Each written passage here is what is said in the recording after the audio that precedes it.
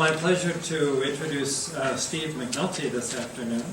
He's a candidate, of course, for directorship of the UW Arboretum, but his connections to this place, and I mean the Arboretum in particular as well as Madison, extend back much farther than just his application. He's kindly put all this out on a slide for us right here. As you can see, he's actually a native son. Having grown up on the west side of Madison and having attended University of Wisconsin for both his undergraduate work and his master's degree, he worked with John Aber. What did I call that? The disappearing chair of forestry, because the people who occupied it, Peter Reich, I think, was in it after John Aber, have all gone off to distinguished careers at other universities. But at any rate, it's important to recognize that Steve has both personal as well as professional reasons for his interest in this position. He followed John Aber to the University of New Hampshire, where he earned his PhD, and he's had a career, a distinguished career, with the U.S. Forest Service. In particular, he's been down at Coweta in the southeast, as well as this position in North Carolina State University, where he is currently an adjunct professor. Global change is something we hear about regularly, but few people are in a better position than Steve to actually put our scientific understanding into immediate practice in terms of managing the 191 million acres in the U.S. Forest Service system. His team has grown, reflecting the success of his programs over time. And if you want to characterize his particular work, you have to invoke words like landscape ecology, understanding carbon and nitrogen cycling, the impacts that climate change and aerial nitrogen inputs are having on these systems, and particularly the way large complex systems tend to be moving these days into new domains in terms of their behavior and possibly their biological composition. You can see he's been highly successful as a researcher in terms of getting grants and publications. He's here today to talk to us about what would Aldo do. Can we continue Leopold's conservation vision into the 21st century? Steve?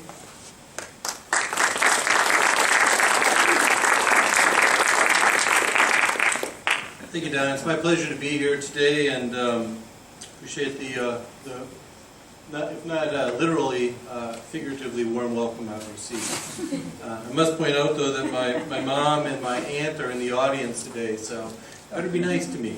I got backup here. So. All right. So, yeah, what would Aldo do? You know, I was trying to think of what would be an appropriate title in coming and giving a talk here at the Arboretum, and so I picked what I think would be a good topic. I think there are some similarities, at least in our backgrounds, if not in who we are, and in putting this together. I'm reminded of whatever I say reminds me of the Lloyd Benson and Dan Quayle discussions. For some of you may be too young, but it was a fairly famous debate which during the presidential election, and Dan Quayle said, you know, this is what Jack Kennedy would do, and here's how we're like Jack Kennedy, and Lloyd Benson basically say, I knew Jack Kennedy was my friend, you're no Jack Kennedy. Okay? So I am certainly no Aldo Leopold, but to a certain extent there has been some similarities in our interest, certainly in our backgrounds as far as the Forest Service, and I think some of the philosophy I certainly share with Aldo Leopold in conservation. And so what I'd like to do is take you through a little bit of a journey as to Aldo Leopold's era and what maybe some of the things that affected and impressed him and helped to direct some of his thought, and where we are today as we are now, you know, firmly into the second decade of the 21st century, and what the rest of the 21st century looks like and how that might affect where the Arboretum moves forward from here on out. So these are some of the conservation issues of the Aldo Leopold era. Here's timber being cut in Wisconsin, probably to go start Cornell University. But you know, much of the Midwest was harvested heavily of virgin timber at that time. And with that, there was a lot of mass deforestation. that was going on in the turn of the century and into the early part of the 20th century. And with that deforestation, mass soil erosion.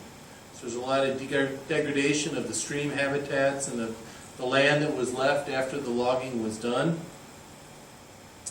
A lot of species loss. You know, you can go on and on about all the species. You know, passenger pigeon is one of the ones that is probably the most noted, but I was going to put in some slides on there on the timber wolf and other types of species native to Wisconsin. But I think these were all issues that were present at the day and helped to think, to form some of the thought. Along with some of those issues of that time period, you know, there were certain technological devices that were used, and so a 1940s desktop, a 1940s supercomputer, ENAC 1. So this, of course, wouldn't even have any access to conservationists or ecologists or foresters or botanists. This is for purposes beyond what any of those folks would have access to or need for. Remote sensing of the 1940s, aerial photography. It's kind of the state of the art back then. And so along with different types of resource pressures, there were also different kinds of resource capabilities. There's only so much we could do. 1940s GIS, right? Maps. You know, as in doing some of the talks today, I saw some of the original maps which were out there, but I also heard some discussion about we need to go back and resurvey because some of these maps haven't been updated on a very long period of time. They may still be the original maps of certain species, areas, and habitats and those sorts of things. So, but this was state of the art in the Leopold era. And finally, the research laboratory, you know, white males. That was the mindset, and it was the norm of the day. Now, certainly famous exceptions to that, but by and large, this was what was running the labs at that time period. My lab is quite a bit different from that, from the slide that Don showed, and you know, there's a lot of utility in having differences of not only gender, but of also cultures and all that they bring to it. I find that to be one of our great strengths, at least in my lab, is all the different viewpoints that come into that, and I certainly welcome those opportunities. So this was the mix of issues under which the Arboretum was created and under which it was formed.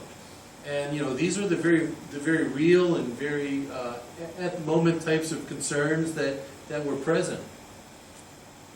And so in the mission of the Arboretum, it shouldn't be any surprise that, quoting from the Arboretum site, our mission is to conserve and restore Arboretum lands, advance restoration ecology, and foster a land ethic. If you go back to the kinds of issues which were present in the early part of the century to the mid part of the century, you know, these hit directly at that. Now the interesting part and the genius of Leopold is that these same issues are completely relevant today.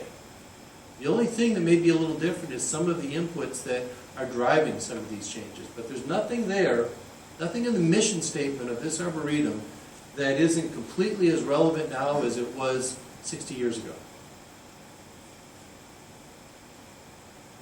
So with that, and giving some consideration to it, I think that there's two major parts that I was able to derive in looking at the website of the Arboretum and what I know of the Arboretum and was able to derive, and that is the Arboretum as a conservation place, as an entity. It's 1,200 acres of land in the middle of Madison. And that is, it's a UW research base, it's community service, it's teaching, fundraising, grant support, support for graduate students or for faculty, administration, those sorts of things. It's a big part of the UW Arboretum, and it's probably the dominant part over the last half century or so. But there's a second part, and it's part of the Arboretum conservation idea. It's state, regional, global. How do we extrapolate the idea of Leopold and conservation biology beyond just the Arboretum itself? How do we make what we learn here, what we find out here, into a broader context of not only our state but into the rest of the country and beyond? Partnership building, increasing the prominence of the UW system. You know, we have a great facility as the UW. It gives us a lot of advantages here at the Arboretum. But we also can facilitate the university itself as a world-class organization. This could be part of what the university looks to as another one of their gems in their crown. And that's part of the idea. And finally, grant raising. You know, grant raising is useful for all kinds of things. Money helps. Money helps with all kinds of things. And that whole idea of conservation beyond just the place is a little bit what I'd like to focus on today. So within those, the place of the Arboretum, the idea of the Arboretum, there's also these 3 levels of activity that I'm going to talk about those two areas with. One is the great, and again, this is just an outsider's viewpoint looking in. So you know, as we go and I end this presentation, we have discussion on it. I would welcome divergent ideas because it's going to educate me. But from my viewpoint looking in, this is what I see. I see really great things happening here. I see some not as great as it could be things happening here. And I see some missing things happening here. And so we'll take each one of those in turn. The great. It's always good to start with great. Great is good. And makes us all happy. Over the past 80 years, the UW Arboretum has become a showcase for restoration ecology. You know, the science and the researchers that have been working here, you know, really blazed the trail that I was talking to Joy before this, you know, and some of the work done in the 50s and, you know, on prairie restorations. I mean, it's universally used now, global. It's fantastic. It's a showcase and certainly one of the jewels of what the Arboretum has accomplished in its existence. Hundreds of publications and classroom hours and studies have been conducted here. You know, really excellent work.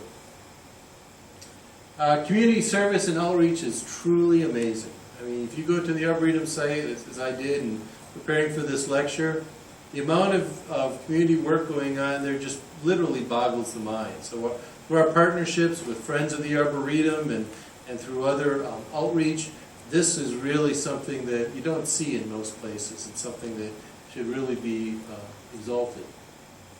So the major activities and just what sort of things are going on here, you know these better than I do. Winter enrichment lectures, earth partnerships for families, walks, volunteer work days, tours. You know, these aren't just a few a year. These are going on weekly. Lunch and lecture series, native plant sale, annual meetings, Aldo Leopold Restoration Award programs, travel with friends, spring sprint, silent auction, and more activities. I mean, it's amazing it goes on. It's the amount of interaction with the community here is really astounding. Certainly one of the great parts of the Arboretum. And so, recommendations. You know, I was told that as I give this lecture, I should tell a little bit about my management style. And I should talk a little bit about my vision for the Arboretum. And so, with each one of these, the great, maybe not as great as it could be, and the missing, you're going to hear some recommendations. And again, these are my first impressions as an outsider looking in. But my impressions on the great are, if it's not broke, don't fix it. You know, there's so many good things going on here. Those should be largely left intact. And it's been very successful and vibrant to the community, and the connection should be supported. So kudos to folks that have worked on this. Really, it's amazing all that's been done. Talk with those in charge of these activities and learn from their successes. See if there's anything they require, and to the extent possible, practically supply that need. So if it's working, don't fix it. But if there's more to further enhance it, let's work on that. Because this is one of those working parts that I see. And reward achievement. I'm not sure exactly how that works here, but you know, when people are doing a good job in my lab, I let them know about it. And there's different ways to do that. And part of it's just making sure that they know that they're appreciated, and listening to when they have comments, and respecting their comments, and acting on their comments if possible. So I think those are all things that should be done with a lot of these efforts. All right, let's move on to not as good as it could be. Part of the UW system and the Arboretum is at its core research and teaching laboratory. So I think that we are part of the UW system, and research is one of the real attributes that we can contribute here. The UW has decades of leading research and adaptation management in the field of ecosystem conservation. As I mentioned, there's a long history of that here. But I think over the last decade or so, there really hasn't been a real clear direction in moving the Arboretum forward. And I think possibly because of that, a review I did of the UW website listed only 9 publications from 2011 to present. Of those publications, there are only 6 different lead authors. And now in talking with the staff here, there may be more research going on, and there almost certainly is here at the Arboretum. But it doesn't seem like it's coordinated in a way that gives the Arboretum credit or gives the Arboretum the notoriety for that research. And so it's hard to judge exactly where we are on that. But regardless, I think that, that for an institute of this size with the university connection, that's a number that really is surprisingly small. And so this appears that at present, it's a fairly limited research present at the UW, from the UW, with the faculty and other departments here. And if there's no publication, there's no external support for graduate students, postdocs, and administration. So if we have a problem with some funding and we want to increase our funding in order to do more activities here, well, then we also need to increase the research present in order to promote ourselves, both from a funding standpoint, overhead, and what that brings us, but also from a standpoint of we become more visible to the university. And that's an easier sell as a director, to promote something when you have something that's really dynamic as opposed to something that is less dynamic. So recommendations for the could be improved. Determine what's causing the bottleneck in the place-based research interest at the UW and remove those obstacles. Whether it's, there's a disconnect between the departments, whether there's other issues that could be resolved or ironed out. I think that's probably one of the easiest things to fix. Not easy, but one of the easier things than some of the other things we're going to talk about. But that, I think, is really fundamental to developing a sound basis, sound foundation for what's missing, which is what I'm going to talk about next. So encourage faculty to promote the UW Arboretum as a viable and facilitative location for research. It's not the Arboretum that it was 30 years ago when I was working here back in the early 80s and mid 80s. The amount of growth around here is phenomenal. And that's only going to increase. And the pressures on the Arboretum for all kinds of activities are only going to increase. So we need to evolve with those changes so that we still can be a viable research component for the UW community. Tie in the place-based research with the missing elements of research, and that's what I'm going to talk about next. And honestly, as a landscape ecologist, that's my focus. So my focus is not necessarily at the finest scale, not at the place-based, but it's really more at the idea. What does the Arboretum, what does conservation research represent and conservation practice represent in a broader Leopold sense of word? So that's the missing. Since Leopold founded the Arboretum in the 1930s and his passing in the 1940s, much has changed.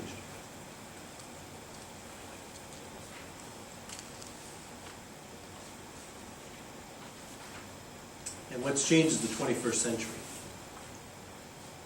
So research conservation issues that have emerged since 1947. CO2. Now CO2 had been increasing back before the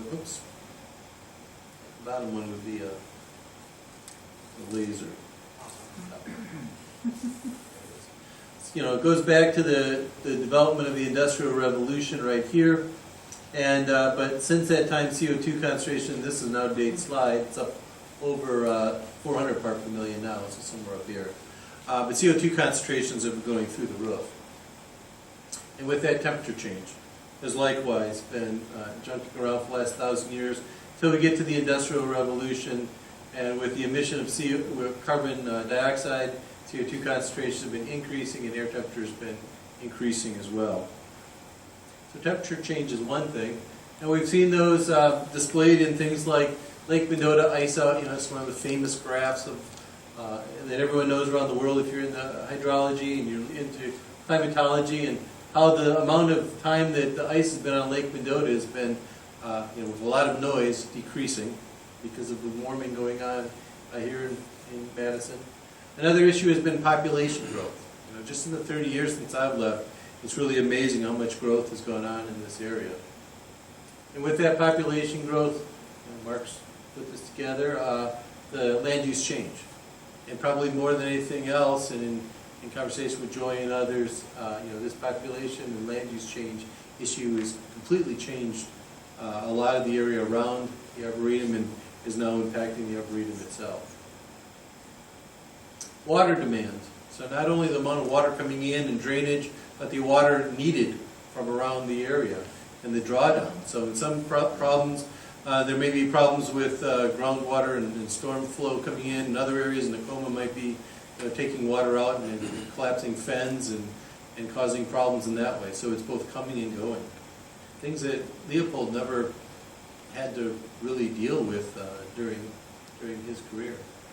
But then really the other thing is not just this change in temperature, but it's the variability that we're seeing in climate. So here's record flood levels from Portage in September 26, 2010. So here we're reaching this record flood stage in 2010. And then not much later, 2012, we're in record droughts. But then we move to 2013, and now we here are back to record devastating floods again.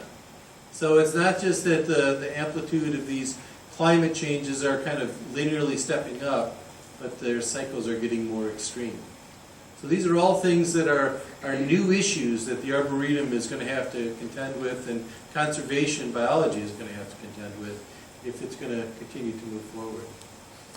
And then finally, things like threatened and endangered species. If you go to the DNR website, there are page after page after page of threatened and endangered plants, mammals, mussels, fish, amphibians that are current there. And of course, they're endangered for a whole host of different reasons.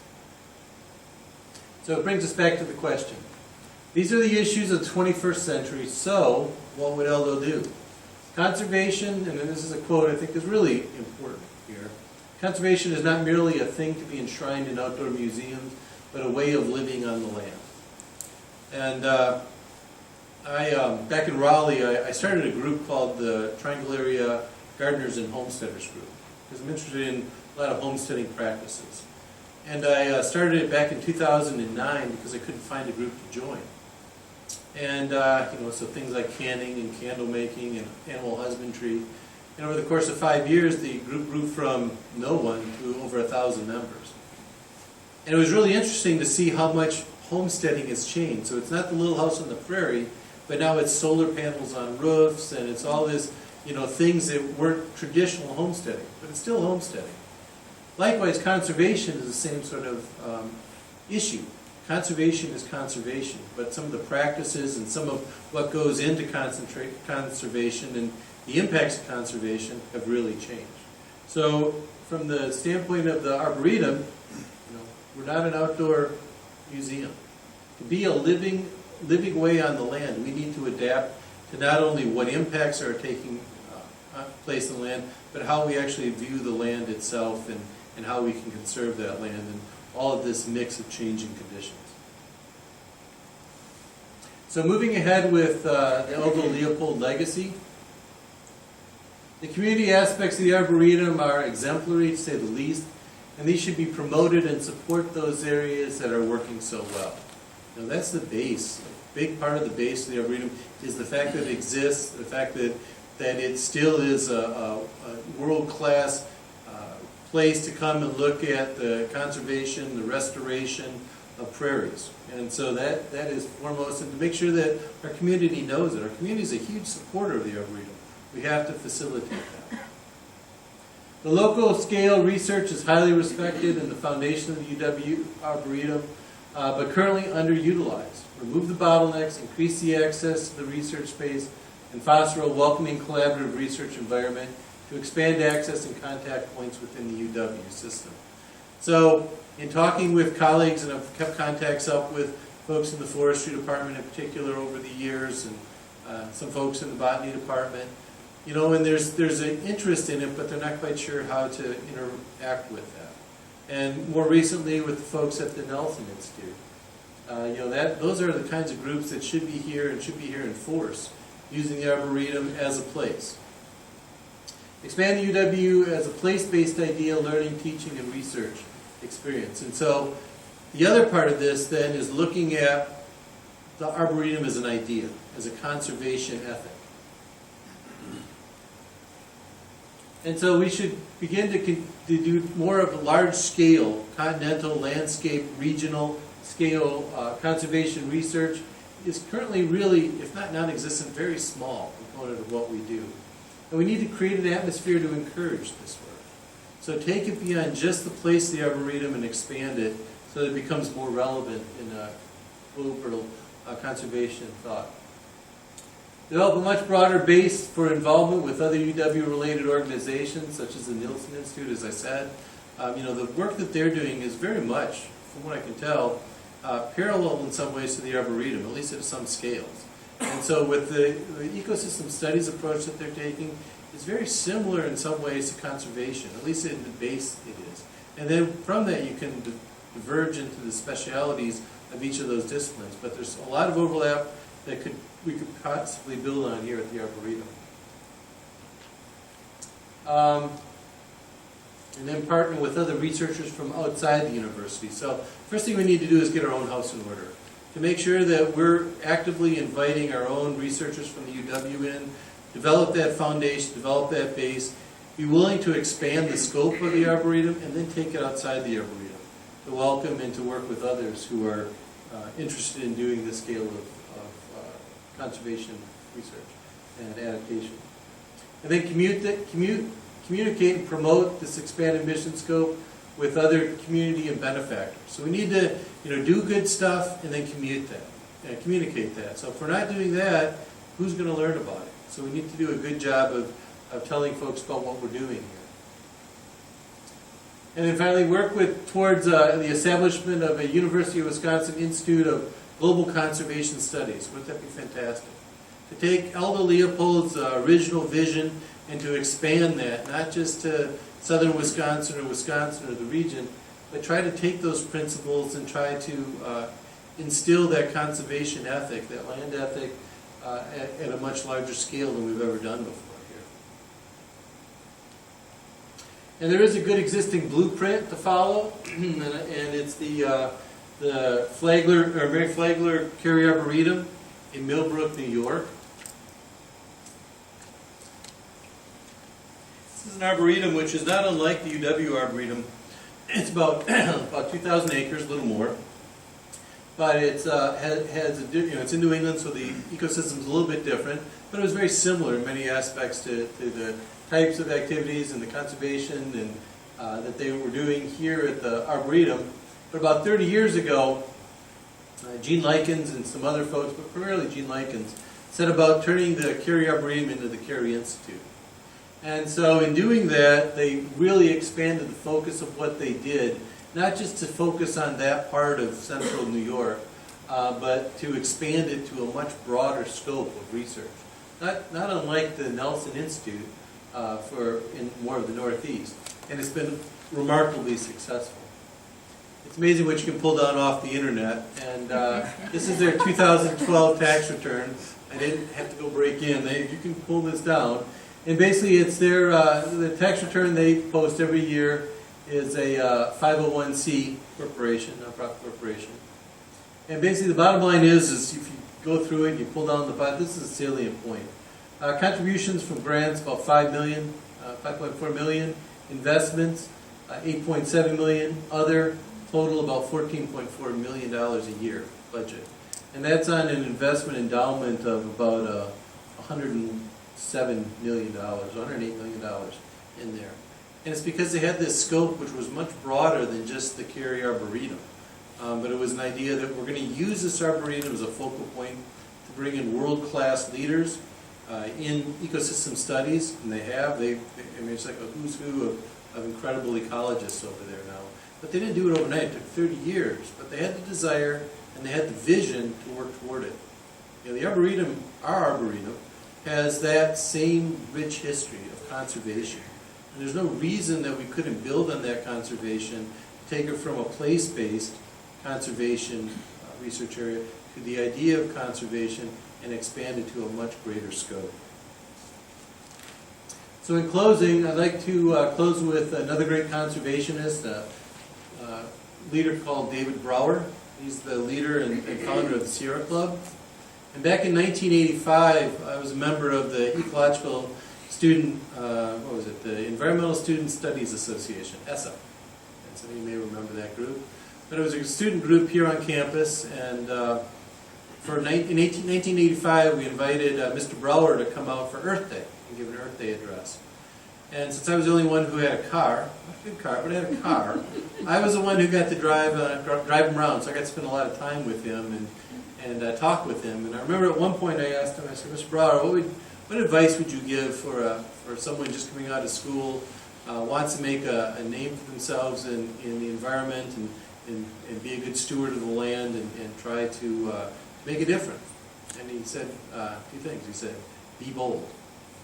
And that's how he kind of went about developing the Sierra Club, and some of his ideas would be considered radical, but they were very bold ideas. And then he went on to say, some things that he did that didn't always work, but he had spectacular failures and some spectacular successes. But be bold is what he said. And so I've tried to, in my career, take those chances, and I've had some spectacular failures, but I've had a lot of spectacular successes as well. And so coming to the Arboretum, I try to take that success, build off of that, what's been learned, and move this Arboretum into the 21st century with the issues of the 21st century and the opportunities of the 21st century for conservation issues. And so he may have said be bold, but in Wisconsin we have another saying, and that is forward, right? So thank you for your attention.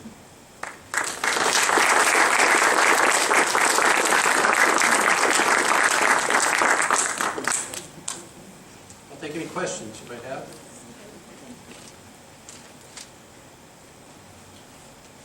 I guess I've got one, Steve.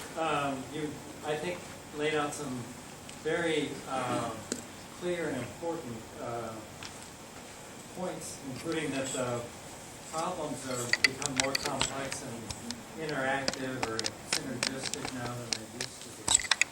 That there's a need to match that with our science. And earlier on, your review of 1940 tools implied that there's a new set of tools that we could be using now and are using now. Could you expand on that just a little bit? What particular, which tools do you feel are most important as we move into 21st century conservation for realizing Leopold's vision and for solving the conservation and land management issues of the future? Yeah, I think there's a number of tools that really have been improved over time. Just some of the methodological collection of data tools certainly are one of them, but from a standpoint of what type of physical tools there are, things like computer systems. The computer systems, they didn't really have computer systems for all intent and purposes back there. And what we can do with that information really allows us to extrapolate into the future. It allows us to do what-if scenarios into the future. And it allows us to plan better for the future. One of the, I've had a lot of discussions today, and frankly some of them blend together, but that's all right. But one of them was a discussion on, for example, stormwater, and how some of the models here are basically civil engineering models that may not take into account some of the biology and the impacts on biology. Well, in the past, we may never have been able to really test that, but now there are models that are out there, and there are computers are out there, and there's GIS databases that are out there that were never dreamed of in the 1930s or 40s, that we can test some of these theories on, and we can do a better job of predicting what might happen in the future and what maybe we shouldn't do that we would have done in the future by trial and error. So I think from just a standpoint of the physical tools, of computational tools, statistical analysis is far better than it was back then. What would have taken months or would have been impractical to do now, we can do very quickly. Other tools that I'm going to talk about tomorrow, and tomorrow is going to be more of a science-based talk I'll be giving, and I'll get more into more of the specifics about what those tools are. But for example, even websites and online tools that allow land managers to make decisions with fairly high degrees of accuracy and consistency are now available that would never have been available before. For example, in the southern United States, I work a lot with the National Forest System, as they're doing some of their conservation management, and they'll have questions about the impacts of beetles or droughts or climate change or wildfires without knowing exactly what to do about it. so one of the things that my group did is we developed a tool called Tecmo, a template for assessing climate change impacts and management options. And so anyone can go online and Google the word Tecmo, and you can pull it up, and you can pull up your location. And what Tecmo will do is it will, you can put in what areas of interest you have, so maybe it's biodiversity and amphibians, for example. And then you can look at what stressors you're interested in impacting them. You can just say all, or maybe you're only interested in drought or wildfire or something along that line. And you can basically just click buttons to put those in. What Tecmo does in the back end of it is it searches through its literature database to find out what papers have been published that would look at how these particular stress impacts have impacted the types of areas you're interested in, like amphibians. And then it will cross-reference that with management options to address those impacts. And then it will generate a report saying, here's the things you might be looking for, or here are the areas that you might be able to use to address these impacts. And something like that may have taken months, 50, 60 years ago, to try to find it with whatever literature was available. And now it can literally be done in a few minutes.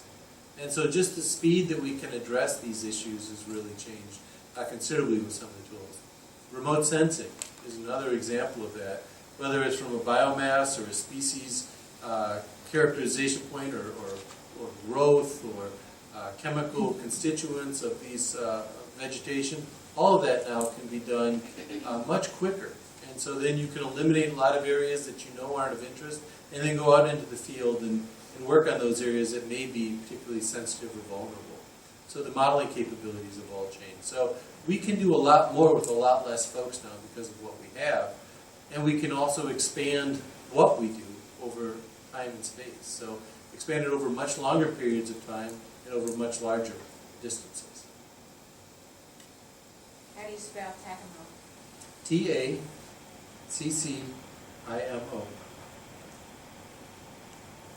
Just kind of trying to get at your philosophy for restoration. So Leopold had a vision that we would have communities that are representative of the 1840s, and we are a long ways from achieving that. So if we move forward and fix what's missing, do we give up on that initial vision of what restoration is about? And do we move further toward the end of the spectrum towards what is called just accepting novel ecosystems? That's a good question. Well, let me say this. The short answer is no. The more complicated answer is, for example, I think there are issues now that we realize we have to deal with that weren't thought of back at the time that statement was made. So, for example, if we, God forbid, had a 30-foot asteroid that all of a sudden decided to come through here and pop a hole right in the middle of the Arboretum, aside from creating quite a mess and all kinds of other things, it would probably put a pretty big hole in the Arboretum. And given that we're in a wetland, that would fill up with water. And suddenly, where we used to have Curtis Prairie, we now have a lake. So, we wouldn't discuss, well, should we fill this lake and turn it back into Curtis Prairie? We now deal with the lake in Curtis Prairie. Climate change is basically doing the same thing, only sneaky. It's a lot slower, but it's doing the exact same thing. So we're not seeing it as an asteroid landing here and blasting things out. But the impacts in the long term will be no less impactful. And so the question is, how do we still realize that vision? What we're doing in the Forest Service is we're realizing, for example, that we could spend $1 million to try to vegetate certain balds, some of these mountaintop areas with red spruce. But every model, every study we have suggests that by the end of the 21st century, those trees won't be able to survive there. And so we could either spend a whole bunch of money to try to put those back, or we could look at functional ecology.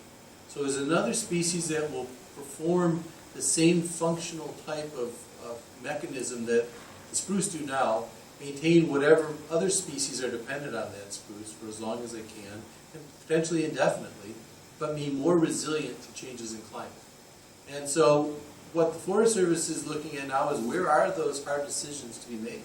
Because if we don't make them and we just force species back into places where they no longer can grow, then that's doomed to failure. By every study we can tell. So in the short term, no, we can't give up on what's there. At the functional level, at the species level, it may become impractical. So do we accept the invasive species then? Well, I mean that's a different issue. I think part of it is if it's a biome change. Another one is just kind of rolling over and saying we have these species that have come in, and now this is going to be the buckthorn and honeysuckle arboretum. And if we all went away and came back in probably 50 years and nothing was done, big chunks of the arboretum probably would look like that. And so I think that there has to be a balance between trying to preserve those areas with native species, whether it's buckthorn, honeysuckle, purple loosestrife, all the things, kudzu, where I come from. You can't save all of it. It's just too cost effective until we start swapping out the DoD budget with the environmental budget. That's not going to happen, but we have to do the best we can, as we always do, with what we have and make those tough decisions where we're going to allow some areas to be invaded and maybe overrun to save others. I mean, they're tough choices, but but certainly those are the issues before us. Steve, you earlier alluded to some of the challenges of having such a close proximity to urban development. Have you had experience with your group in your area in dealing with these kind of urban natural area conflicts? Yeah, we do. The National Forest System, which is it's sometimes a little unclear who I work for. I actually my salary comes from the U.S. Forest Service, and but I'm an adjunct. I have what's called a USDA appointmentship at NC State. So I'm full faculty there with some other privileges that adjunct faculty don't have. But I'm a Forest Service employee. And the Forest Service National Forest System is surrounded by development. I mean, it's checkerboard pattern in a lot of areas. Out west, it's big continuous blocks, but in the east, there are all kinds of development within the National Forest System. So it's something that we're constantly having to work with. And it's a matter of working with landowners. And so, one of my first points up there was what's working great. In our public outreach, the Friends of the Arboretum, the other groups that we're working with, really should be our strongest allies. They should be the ones that go up to bat for us, not just us saying, you can't do this, we don't want you to do this, it's bad for the Arboretum. But we need to embrace our allies in those who really care, have a vested interest in the Arboretum, so that they can also lend their voice to our voice. And so when we say that this particular development or this intrusion is going to have a negative impact on the Arboretum, it's just not the UW talking or the UW Arboretum talking by itself, but a unified voice from all who care. So I think that's why particularly it's important that we embrace those outside the UW system that really care for the Arboretum, so that when these kinds of issues come up, we can muster their support as well, because it's going to be a constant battle. It's not like this is going to go away and now we're finally done with this. We're living in the middle of a very populated area, and there's always going to be another issue at hand. And so we need to work together to address those. Related to that, and developing community support, and you mentioned that in a few places is something really important to facilitate. Can you talk a little bit about your further ideas for the very important aspect of community support, which is fundraising, fund development, your experience in that area, and ideas you have for doing that here? Sure. Specifically through the communities? Specifically, yeah, community support with fundraising. Okay. Well, I had a really good talk with two of the president of the Friends of the Arboretum and this afternoon. And what I heard from them, and this is based on what I know about it because I really hadn't been here before today to talk about it. But they're very interested in supporting us. They have their, basically as Matt said, their main, all they care about is supporting the Arboretum. They care about the Arboretum. They want to make sure that the folks have access to the Arboretum, that it's maintained in the Arboretum. And these are folks that have the time and the energy to do that type of work. Now, there's always this balance between research and preservation and conservation and access. And that's something that has to be worked out in conjunction with our friends. But as far as community support and community grant raising, I think that we have some really bright people that I've seen who are volunteers and dedicated people, and frankly some deep pockets out there if we wanted to go after those. And from what I heard today, there's willingness from Friends of the Arboretum to go after that. Now there's a little bit of conflict maybe on how those funds are divvied up and how much we get from overhead and those sorts of things. But really, we all want the same thing. We all want the Arboretum and what's best for the Arboretum, and that's the main thing. If you can agree on that, then the rest of this can be worked out. So I wouldn't envision the university primarily going after community support, other than to say that we should be open to donors. And looking at the Carey Institute, that's a large way of how they fund it themselves, is by large donations of folks. And it's not just to the Arboretum, but it's Friends of the Arboretum, and the Nelson Institute and other types of things. It's a much broader perspective. So it's not just the place, but it's the idea. And I think that's where we can really do our best fundraising, is when we expand what the Arboretum is, not just to 1,200 acres, but to the idea that the Leopold's concept and conservation ethic, and all of that means in a broader context to all the other lands that could benefit from it. I think there's a lot of opportunity for fundraising when you expand your scope in that regard. And as a director, that's more what I'd be focusing on. We have a set of outlying properties. I can give you one example. The Finnerly Forest is 70 acres, about 3 hours, something like that, on the lake within the council lane. And it sits essentially in a suburb now. That is, there's of course, the shore of the lake is probably houses, and then there are houses behind houses. And it's a long ways away, but it's a very prime piece of property. So, and then suggestions that they deal it off to somebody else, at least to manage. But what do we do with that resource? Because it's a prime natural, it's a state natural area with very high biological value. What do we do about that? I mean, first and foremost, you have to look under the, under the clauses or the agreement by which the land was donated to the Arboretum, and that high priority as to what limitations there are, of course. But beyond that, possibly this would be something that you could partner up with the Nature Conservancy or Land Conservation Trust. We tried that. They're not interested. Okay. Too small. Yeah. Well, there are. And I'm not familiar, with what Wisconsin currently has. North Carolina has some private groups and some state groups as well that state funded that would be willing to take over that, and conservation easements and those sorts of things.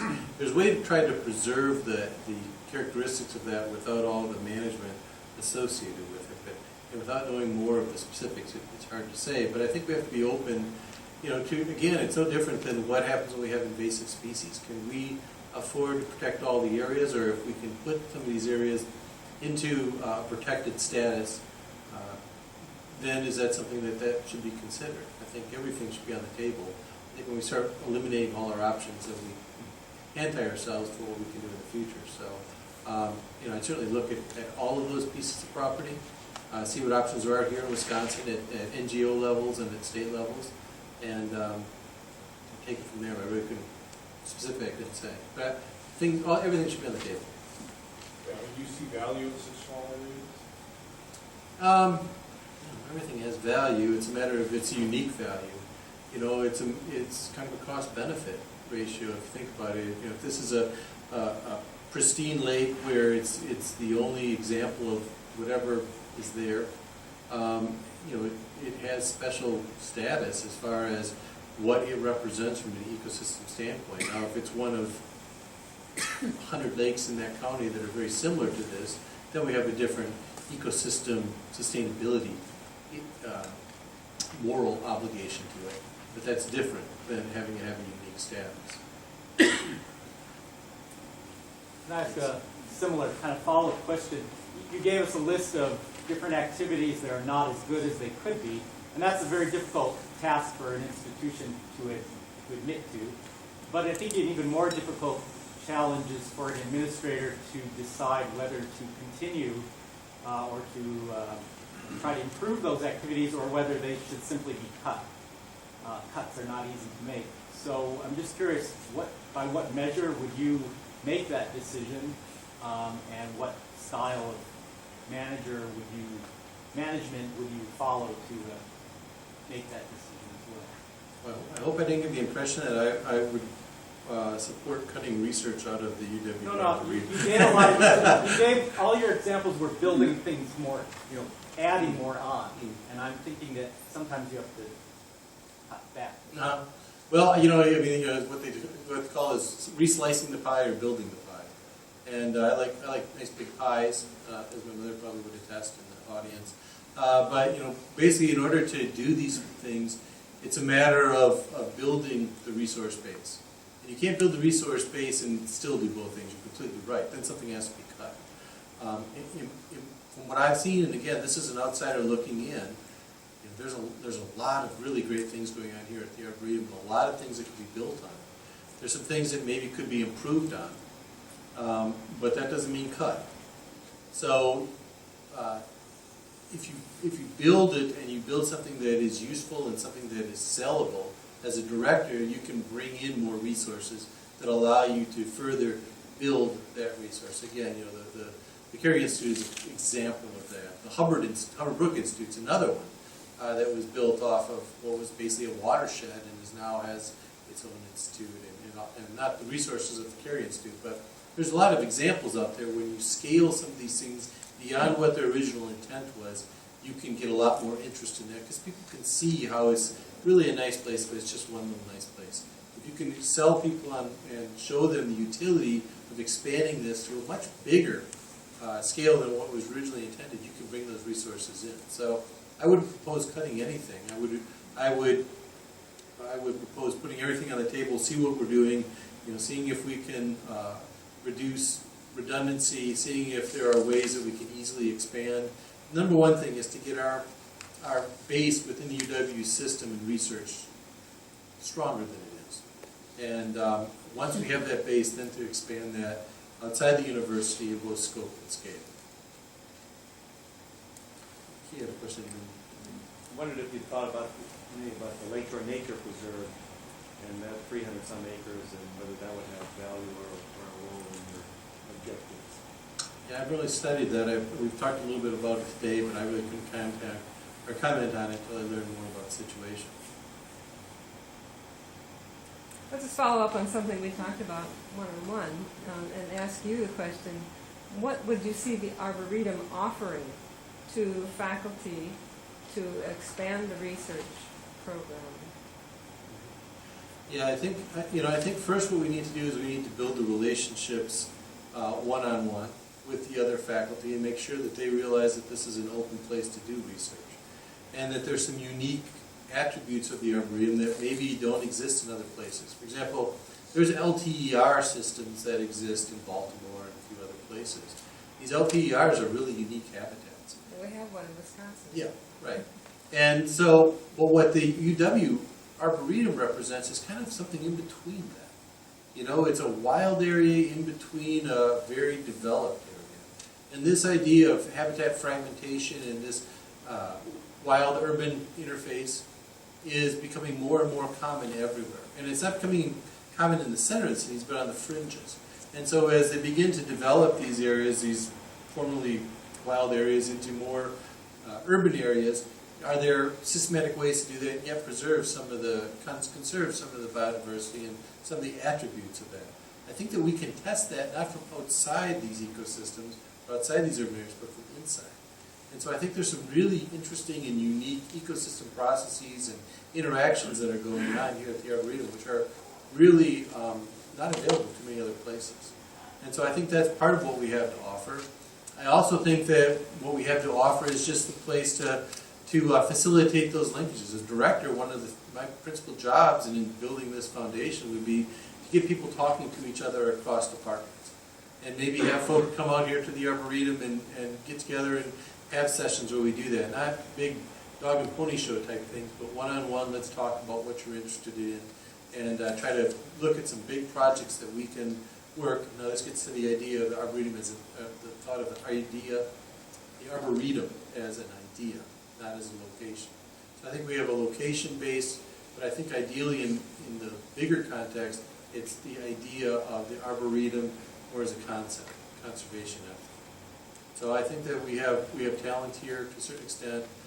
We have some facilities here, we have some land here, but in the grand scheme of things, I want to focus on the idea of the Arboretum and the idea of conservation and Leopold's teaching on conservation. It sounds like we need a melding with the Nelson Institute, which is already performing many of those functions. A lot of them they are. Would that be something you'd be interested in talking about? Everything's on the table. You know, I never say no to anything until it's been thoroughly vetted.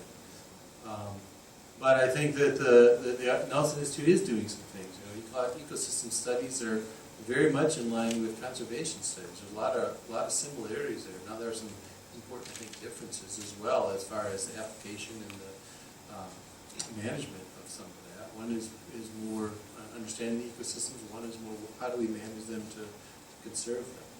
But it's all a matter of degree. It's not either or. And so I think there's a lot of ways that we can work with folks like the Nelson Institute. So I'm really interested in talking with them tomorrow about them. Yes. Can you share, so in your three things you see as great or not as great or missing, everything great was like outreach and interacting with the public. Can you share a little bit more about your vision for the Arboretum in terms of its role as a resource for the surrounding community? Some of those outreach programs that you came across as you studied it as an outsider. Yeah, from what I'm not sure exactly how far those programs reach beyond the Madison-Dane County community. They may come fairly far, at least some of them do. But I think a lot of that outreach is, again, fairly local. And by local, I mean maybe within a 50 or 100-mile radius of the Arboretum. And, you know, as part of the UW system, we're meant to serve all the people of Wisconsin. That's the charge. And so I think, you know, it gets to the point of some of the location-based really great things are fairly local. But what we need to do is then look at the Arboretum as a center point for going beyond that. So how do we reach the folks up in northern Wisconsin or the parts of Iowa or the surrounding areas here? How do we do that? Well, it's not practical to think of folks coming to Arboretum from 200 miles away or farther. So what does that mean? It means that we have to take what we learned at the Arboretum and somehow convert that into things that folks outside the drive radius can access. And so whether that means webinars or whether that means websites or tools that we're developing that land managers all across the state can utilize, or models that we're using that we can work with extension agents to provide farmers on soil conservation or other types of activities. There's ways that we can expand the scope of the Arboretum's mission without making people drive all the way out here to get it. I mean, that's one of the other tools, getting back to Don's question, about the 21st century. You know, we have that capability now, and we just need to really embrace it and utilize it. We should probably break off formal questioning now. I think Steve will still be around for a few minutes if you want to ask an informal question, but you also need to whisk him off the campus for a couple of interviews too. I want to thank Steve very much for stimulating.